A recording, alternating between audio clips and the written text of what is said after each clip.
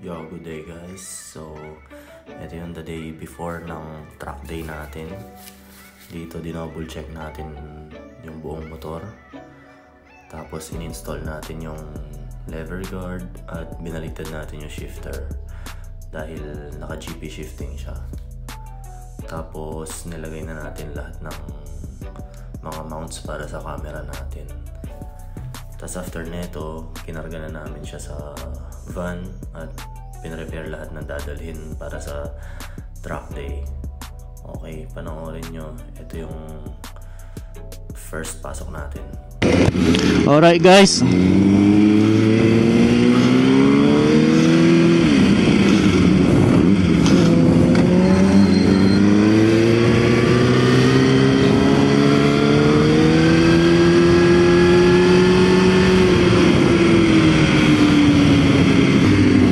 Wow!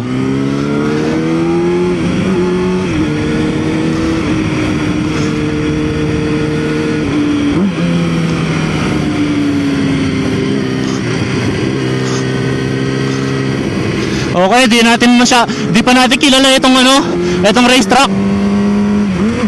So, banda rito guys, medyo napansin ko na naglolo ko yung quick shifter natin.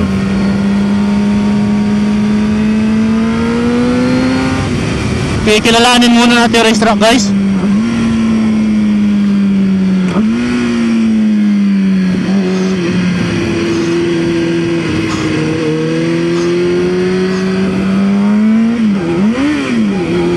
So after netong unang salang, tinry nating ayusin yung quick shifter.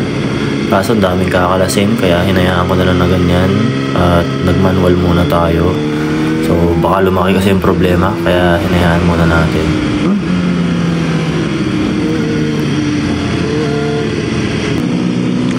Okay guys, let's go!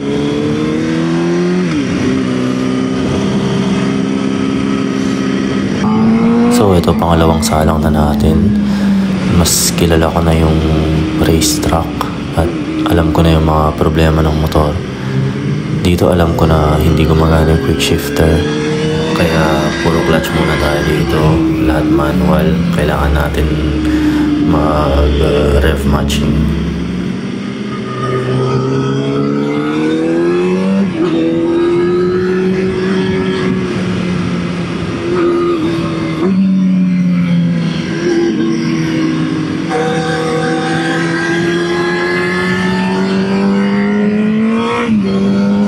Okay guys, third round.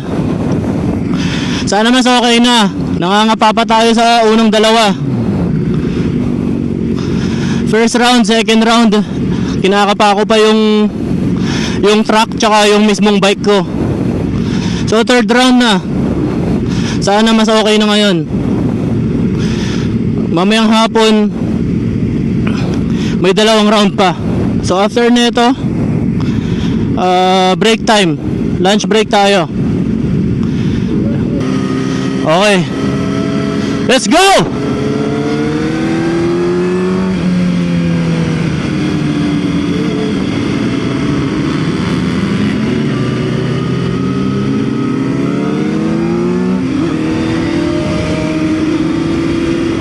Yan, so dito may nakita na naman tayong bagong problema, no? Yung cluster gauge niya hindi accurate, yung RPM, speedometer, tsaka yung bigla siya namamatay. Panoorin niyo.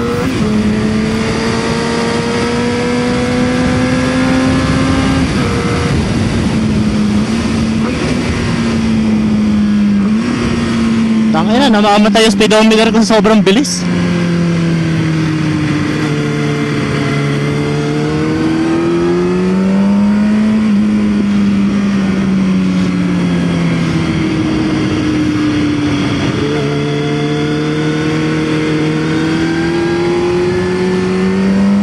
So after netong third round, tinry ko ding ayusin netong speedometer niya.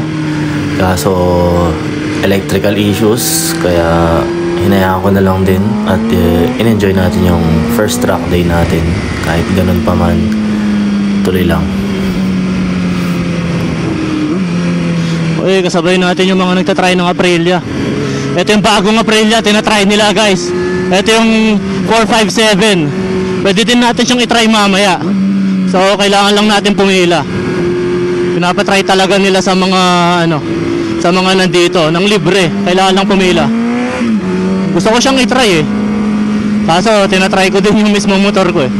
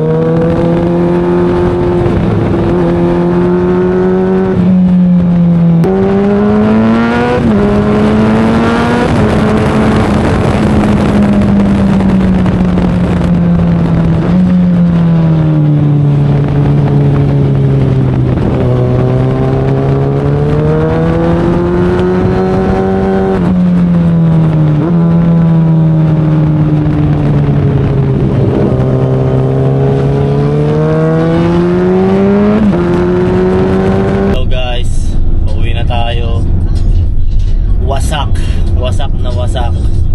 Napaka-solid. The Aftermath. Grabe yun. First time natin sa truck. Sobrang nakapagod. Nakaka-drain. Parang ganun. Kailangan talaga pumunta ka dito ng prepared ganun. Mentally, tsaka physically syempre. Mga 1 week before, parang kailangan mag-diet ka ganun. Makain ka ng mga healthy na pagkain kasi whole day. Kasi hindi lahat na nagtatrack kayang gawin yung whole day. So iba mga experience na pero half day lang ginagawa nila kasi talagang nakaka-train. Kahit na may mga experience na sila, mga matatagal ng nagtatrack ganyan, napapagod din sila. Nung umaga, dami namin. Tapos nung after nung lunch break, halos kalahati na lang eh. Nangyari nung umaga, dahil madami kami, dinivide kami sa groups. So group A, group B, group C, group D, ganun, 4 na groups.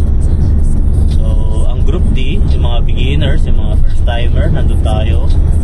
Tapos pwede ka magpalipat kung nafe-feel mo na medyo out of place ka na, nakakapa mo na yung motor mo, nakakapa mo na yung truck, gano'n. Nakakapa mo na, pwede ka magpalipat ng mag-level up, group C, group B, group A, gano'n. Kung saan ka komportable, okay lang naman. Kung hindi ka komportable doon sa grupo mo, pwede ka magpalipat.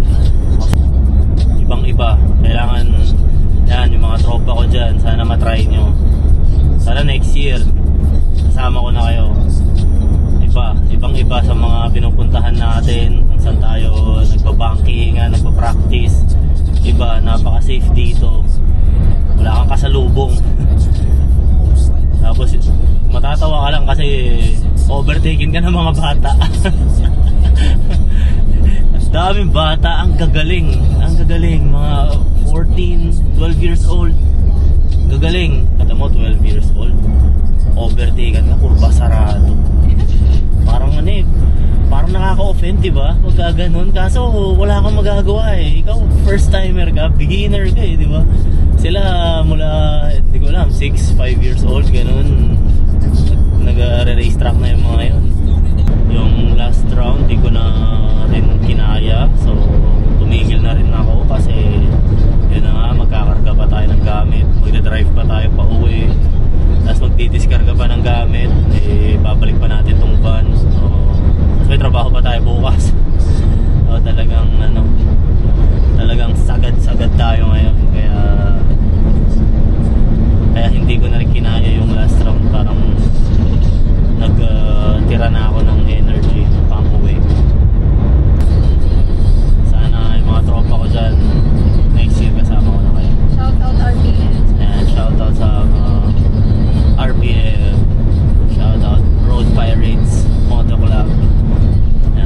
syempre shoutout sa mga kuya natin dyan, sa mga wanggets.